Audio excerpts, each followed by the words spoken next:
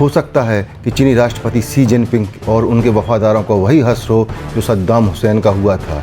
यह कोरी कल्पना नहीं है, इसके पीछे पर्याप्त कारण है जिस पर आगे चर्चा करेंगे। सबसे पहले हम सद्दाम हुसैन की बात कर लेते हैं। इराक के तानाशाह शासक सद्दाम हुसैन के ऊपर 1982 में दुजैल गांव में हमला हुआ था, जिसके बाद सद्दाम ने 148 शियाओं की हत्या करवा दी थी। सद्दाम ने एक के बाद एक 66 देशद्रोहियों को मौत के घाट उतार दिया। इस तरह से सद्दाम ने क्रूर तानाशाह के रूप में अपनी छवि स्थापित की। यहाँ तक तो बात ठीक थी। सद्दाम ने 1990 में कुवैत पर कब्जा कर लिया, इससे सद्दाम ताकतवर होता जा रहा था। यह बात अमेरिकी सत्ता को रास नहीं आई, क्योंकि अमेरिकी सत्ता का स्वभाव है कि उन्हें दूसरा कोई ताकतवर होता देश या फिर जिससे भविष्य में उन्हें चुनौती मिल सकती है, ऐसा देश उनकी आंखों में खटकने लगता है और किसी भी तरह उसे तोड़ने की योजना पर काम शुरू कर देते हैं। फिर क्या था? 2 अगस्त 1990 से 28 फरवरी 1991 के बीच संयुक्त राज्य अमेरिका के नेतृत्व में 34 राष्ट्रों ने संयुक्त राष्ट्र का अधिकृत गठबंधन बनाकर इराक के खिलाफ युद्ध छेड़ दिया। इस युद्ध का उद्देश्य इराकी बलों को कुवैत से बाहर निकालना था। कुवैत तो मुक्त हो गया, लेकिन सद्दाम ने अमेरिका के सामने हथियार नहीं डाले और उसे चुनौती देता रहा। अमेरिका को लगा कि सद्दाम भविष्य में उसे बड़ी चुनौती पेश कर सकता है। तब 2003 में पुनः युद्ध हुआ, जिसमें सद्दाम पराजित हुआ और उसे बंदी बनाकर फांसी की सजा दे दी गई।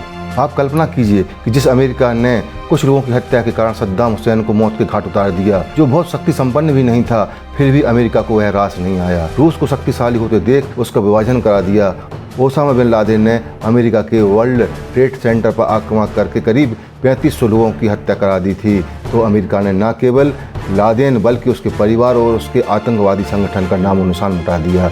इसके बाद आईसिस ने कुछ अमेरिकी पत्रकारों को मारा, तो आईसिस आतंकवादी संगठन के मुखिया अबुल अरबकर सहित हजारों आतंकवादियों और उनके संगठन को मिट्टी मिला दिया। अब बात कर लेते हैं चीन की। आपने देखा होगा कि शी जिनपिंग कोरोना शुरू होने से पहले ही अपने को आर्थिक और सैन्य महाशक्ति के रूप में स्थापित करने में लगा हुआ है।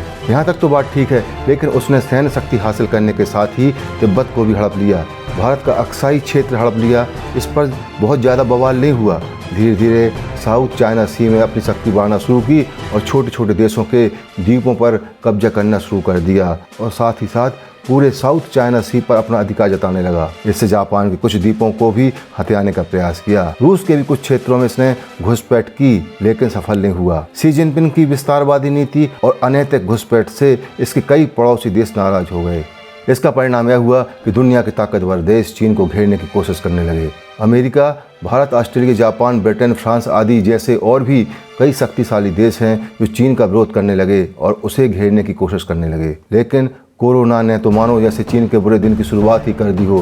कोरोना फैलने के कारण पूरे विश्व में करीब 35 से 40 लाख लोगों की मृत्यु हो चुकी है। कोरोना से हुई क्षति के कारण विश्व के पूरे ताकतवर देश हों चाहे छोटे देश हों, वे किसी न किसी तरह से चीन से बदला लेना चाहते हैं। अमेरिका, फ्रांस और ब्रिटेन आदि ऐसे देश हैं जो अपने एक नागरिक की मौत का बदला भी लेकर रहते हैं। तो जरा विचार कीजिए कि जहां शी जिनपिंग की शैतानी से लाखों लोग मौत की आगोश में चले गए हैं, उन्हें अमेरिका कैसे माफ़ करेगा। एक तो शी जिनपिंग ने लाखों निर्दोष लोगों को मौत की नींद सुला दिया, ऊपर से वह अमेरिका को धमकी देता रहता है, अमेरिका पर आरोप लगाता रहता है। अमेरिका कैसे शांत बैठ सकता है? वह तो इसका बदला लेकर ही रहेगा।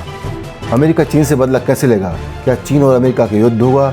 ऐसा नहीं होगा। America France, Britain, Germany, Israel, Bharat, Australia, Vietnam, कुछ अरब देशों तथा यूरोपीय देशों को शामिल करके या तो चीन पर कड़े प्रतिबंध लगवाएगा जिससे वह आर्थिक रूप से कमजोर हो जाए, या फिर उस पर हमला करेगा। युद्ध हुआ तो चीन का जो नुकसान होगा वह तो होगा ही। लक्ष्य केवल शी जिनपिंग और उसके वफादारों को या तो बंदी बनाकर या फिर डायरेक्ट एक्शन से मौत के घाट उतार दिया जाएगा। ऐसा संभव भी है, इसके कारण भी हैं। चीन कितना भी ताकतवर हो गया हो, वह अमेरिका और उसके सहयोगियों के सामने नहीं टिक पाएगा, क्योंकि अमेरिका और उसके सहयोगियों की सेनाएं अधिक ताकतवर और अनुभवी हैं। उनके पास कई युद्धों का अनुभव है, अस्त्र शस्त्र जांचे परखे हैं। दूसरी तरफ चीन की सेना को युद्ध का कोई अनुभव नहीं है और न ही सेना प्रोफेशनल है। चीनी सेना में भीड़ जरूर है, परंतु साहस नहीं है। इस बात को हम गलवान में भी देख चुके हैं। चीन की सेना की यह हालत है कि यदि गर्म स्थान पर रहना पड़े तो वे एसी मांगने लगते हैं और ठंडे स्थान पर रहना पड़े तो हीटर की ज़रूरत महसूस होती है। सेना के पास अस्त्र शस्त्र होना ही पर्याप्त नहीं होता, उन्हें चलाने के लिए साहस और वीरता की ज़रूरत पड़ती है, जो चीनी सेना के पास बिल्कुल भी नहीं है। अमेरिका ने अभी हाल में एक दांव फेंका है और अपनी जांच एजेंसियों को 3 महीने के अंदर यह रिपोर्ट पेश करने को कहा है कि वे पता लगाएं कि कोरोना वायरस मानव निर्मित है या फिर यह पशु पक्षियों से फैला है। यही रिपोर्ट चीन की बर्बादी का कारण बन जाएगी। यदि चीन जांच की अनुमति देगा तो भी उसकी मुसीबत है और अनुमति नहीं देगा तो भी मुसीबत है। शी जिनपिंग पूरी दुनिया के लिए संकट बनता जा रहा है। यह बात हर देश अनुभव कर रहा है। अमेरिका के लिए शी जिनपिंग गले की फांस की तरह लग रहा है। बस वह केवल कुछ समय का इंतजार कर रहा है कि कोरोना समस्या से निजात मिल जाए और फिर शी जिनपिंग को ठोका जाए, क्योंकि अमेरिका और उसके सहयोगी देश चीन को हराना नहीं चाहेंगे।